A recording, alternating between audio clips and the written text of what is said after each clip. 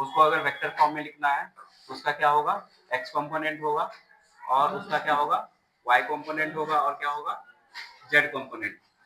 जो x component है, x component को हमने कैसे लिखा, अगर पोटेंशियल आपको दिया हुआ है, वी पोटेंशियल दिया हुआ, तो ये क्या हो जाएगा, minus del V upon del X, ये हो गया आई कैप। उसी तरह से ई वाई क्या हो जाएगा, del V upon del Y minus del V upon del Y J cap, और ये क्या हो जाएगा, minus del V upon del Z, और ये हो गया क्या, के कैप। ठीक, मान लो 3 क्वाड्रेंट आपको गिवन है, ये है, इधर एक्स है, इधर वाई है और इधर क्या है, इधर है जेड।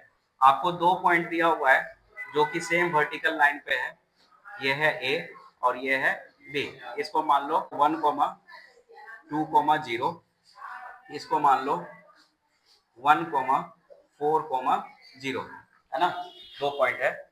एक पॉइंट यहाँ पे मान लो सी है 1,0,2 और पॉइंट डी जो कि है 1,0,4।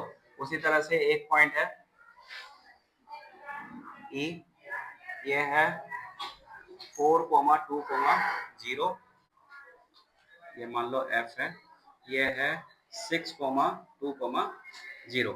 और आपको इस रीजन में दिया हुआ है इलेक्ट्रिक फील्ड, कि इलेक्ट्रिक फील्ड है आपका एक्स की तरफ, इलेक्ट्रिक फील्ड क्या है, एक्स की तरफ, और ये क्या है, कांस्टेंट है, ई है आई कैप, ई आई कैप। इसका मतलब है कि अगर इसमें हम लोग इलेक्ट्रिक फील्ड को देखेंगे, इलेक्ट्रिक फील्ड का एक्स कंपोनेंट कितना, इसमें इलेक्ट्रिक फील्ड का एक्स कंपोनेंट कितना है, ई है, क्योंकि आपको ई आई कैप दिया हुआ है, इलेक्ट्रिक फील्ड का एक्स कंपोनेंट जो आया वो दिया हुआ है ई, है ना। और इसको हम लोग क्या लिख सकते हैं, minus del V upon del X, minus del V upon del X, minus del V upon del X हो गया। या फिर इसको अगर मान लो कि इंटरवल आपको देख लो, इंटरवल क्या है, ज्यादा है, तो हम डेल को क्या लिख सकते हैं, डेल्टा लिख सकते हैं। तो ये हो गया आपका E x equal to minus delta V x upon delta x. ठीक, उसी तरह से ई वाई क्या हो जाएगा, ई वाई को लिख सकते हैं minus delta V upon delta Y.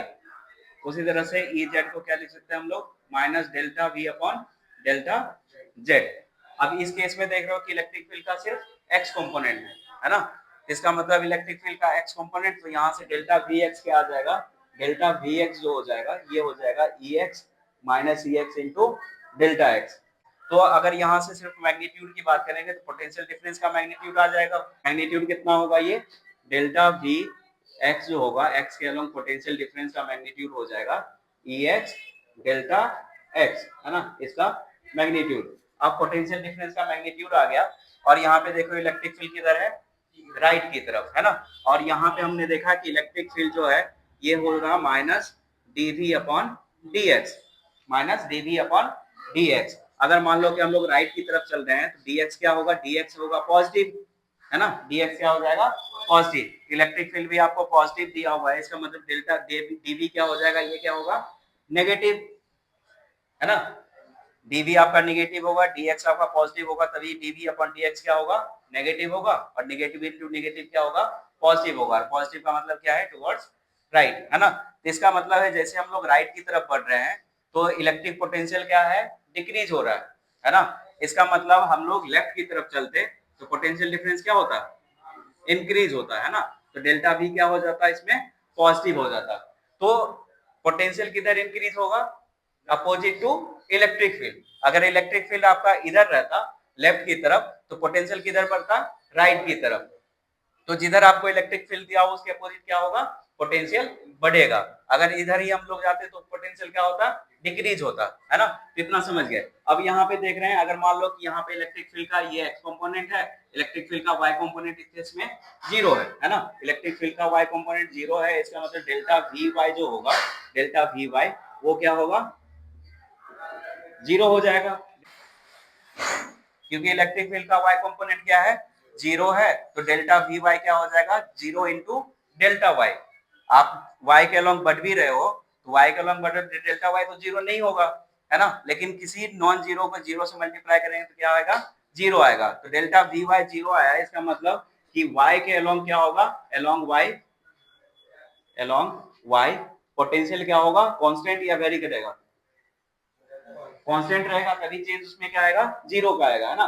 Potential हो गया कांस्टेंट। इसका मतलब इसके अकॉर्डिंग अगर देखो, अगर ए और बी का बोलेगा कि ए और बी के बीच में पोटेंशियल डिफरेंस कितने का, तो ए और बी को देख रहे हैं कि कहाँ पे है, ए का एक्स कोऑर्डिनेट कितना है 1 है, बी का भी एक्स कोऑर्डिनेट कितना है 1 है, इसका जेड कोऑर्डिनेट कितना 0, इसका भी जेड कोऑर्डिनेट कितना 0, इसका वाई कोऑर्डिनेट सिर्फ चेंज हो रहा है। इसका मतलब ये पॉइंट जो है किधर बढ़ रहा है, वाई की तरफ बढ़ रहा है। लेकिन हम लोग देख रहे हैं कि वाई की तरफ क्या है, पोटेंशियल कांस्टेंट है। तो इसका मतलब जितना पोटेंशियल ए का होगा उतना ही पोटेंशियल बी का होगा, है ना। इसका मतलब है कि V A is equal to VV. तो अगर आपसे बोलेगा potential difference between A and B, ये क्या हो जाएगा, 0 हो जाएगा, है ना। इसी तरह से अगर मान लो कि कोई पॉइंट यहाँ पे रहता है ना, कोई पॉइंट यहाँ पे रहता, सबका पोटेंशियल क्या हो जाता, 0 हो जाता। तो इसमें हम बोल सकते हैं कि ये जो आपका प्लेन है, अब मान लो कि इधर होता, हम लोग जेड की तरफ भी जाते, तो जेड की तरफ भी अगर एक्स कांस्टेंट है, अगर मान लो कि यहाँ पे हम लोग 2 4 5 जेड भी वेरी कर रहे हैं, तो देख रहे हैं कि वाई के लॉन्ग तो 0 हो ही रहा है ना। तो अगर कोई प्लेन रहता जो कि परपेंडिकुलर टू एक्स एक्सिस रहता, परपेंडिकुलर टू एक्स एक्सिस जो प्लेन होगा वो प्लेन कैसा होगा, वाई और जेड प्लेन होगा। तो वाई जेड प्लेन में कोई भी पॉइंट रहेगा उसका पोटेंशियल क्या होगा, सेम होगा, है ना। मान लो कि यहाँ पे potential V A equal to V B आया, अगर यही पॉइंट यहाँ पे कोई दो पॉइंट रहता तो इस दोनों पॉइंट का पोटेंशियल सेम होता। अगर मान लो कि यहाँ पे पीछे रहते, यहाँ पे और यहाँ पे इस सब का पोटेंशियल सेम होता। तो हम लोग बोल सकते हैं कि ये जो प्लेन है जो ए बी को कंटेन कर रहा है, वो प्लेन कैसा है, सेम पोटेंशियल वाला प्लेन है। हम लोग क्या बोल सकते हैं, इसको बोल सकते हैं हम लोग इक्वी पोटेंशियल सरफेस, जिसका पोटेंशियल क्या होगा, सेम होगा। वैसा सरफेस जिसके हर पॉइंट पे पोटेंशियल क्या होगा, सेम होगा, तो उसको हम लोग क्या बोलेंगे, इक्विपोटेंशियल सरफेस। तो इलेक्ट्रिक फील्ड आपका एक्स की तरफ है, जिसका इक्विपोटेंशियल सरफेस किधर आया, परपेंडिकुलर टू एक्स कंपोनेंट। अगर इलेक्ट्रिक फील्ड आपका जेड की तरफ होता तो इक्विपोटेंशियल सरफेस कैसा था, परपेंडिकुलर टू जेड। तो परपेंडिकुलर टू जेड कौन सा प्लेन होता, एक्स वाई प्लेन, है ना। अगर मान लो कि इलेक्ट्रिक फील्ड आपका वाई की तरफ है, जिसका परपेंडिकुलर प्लेन कौन सा होता, वाई जेड प्लेन। समझ गए। तो जब भी आपका इलेक्ट्रिक फील्ड आ रहा है, इलेक्ट्रिक फील्ड किधर आ रहा है, परपेंडिकुलर टू इक्विपोटेंशियल सरफेस। अब यहाँ पे आगे उसी तरह से यहाँ पे देखो, ये भी आपका 0 है, तो डेल्टा वी जेड क्या होगा, ये भी क्या हो जाएगा, 0 होगा, है ना। इसमें हम ये भी बोल सकते हैं कि पोटेंशियल इज सेम या फिर कांस्टेंट किधर, अलोंग जेड। तो अगर आपको बोलेगा कि बताओ सी और डी के बीच में पोटेंशियल डिफरेंस कितने का, तो जितना पोटेंशियल सी का उतना ही पोटेंशियल डी का, क्योंकि अलोंग जेड भी आपका चेंज नहीं हो रहा है, अलोंग जेड भी पोटेंशियल क्या है, सेम है। तो जितना पोटेंशियल इसका होगा उतना ही पोटेंशियल इसका होगा, तो दोनों के बीच पोटेंशियल डिफरेंस कितना, 0। कितना समझ गए। तो V at C is equal to V at D। और जरूरी नहीं है कि जितना पोटेंशियल C का होगा उतना ही पोटेंशियल A का होगा, दोनों अलग अलग हो सकता है ना। सिर्फ ये हमें देखना है कि वर्टिकल एक्सिस पे जो भी पॉइंट होगा उसका पोटेंशियल क्या होगा, सेम होगा। अलोंग जेड जो भी पॉइंट होगा उसका पोटेंशियल क्या होगा, सेम होगा। इसका मतलब क्या है, ये भी पॉइंट क्या है, अलोंग जेड एक्सिस बढ़ रहा है, और अलोंग जेड एक्सिस देख रहे हैं हम लोग, पोटेंशियल क्या है, कांस्टेंट है। इसका मतलब यहाँ पे जितना पोटेंशियल होगा उतना ही यहाँ पे पोटेंशियल होगा। इस दोनों के बीच पोटेंशियल डिफरेंस क्या होगा, 0 होगा। इस दोनों के बीच पोटेंशियल डिफरेंस क्या होगा, 0 होगा। जरूरी नहीं है कि इस दोनों के बीच पोटेंशियल डिफरेंस 0 हो, क्योंकि ये देखेंगे कि ये अगर ये इस पॉइंट को देख रहे हैं, ये एक्स के अलोंग बढ़ रहा है ना, एक्स के अलोंग बढ़ रहा है, इलेक्ट्रिक फील्ड किधर है, एक्स की तरफ है, तो इस दोनों के बीच पोटेंशियल डिफरेंस हो सकता है। बट इस दोनों के बीच पोटेंशियल डिफरेंस नहीं होगा, इस दोनों के बीच पोटेंशियल डिफरेंस नहीं होगा, फिर इस दोनों के बीच पोटेंशियल डिफरेंस नहीं होगा।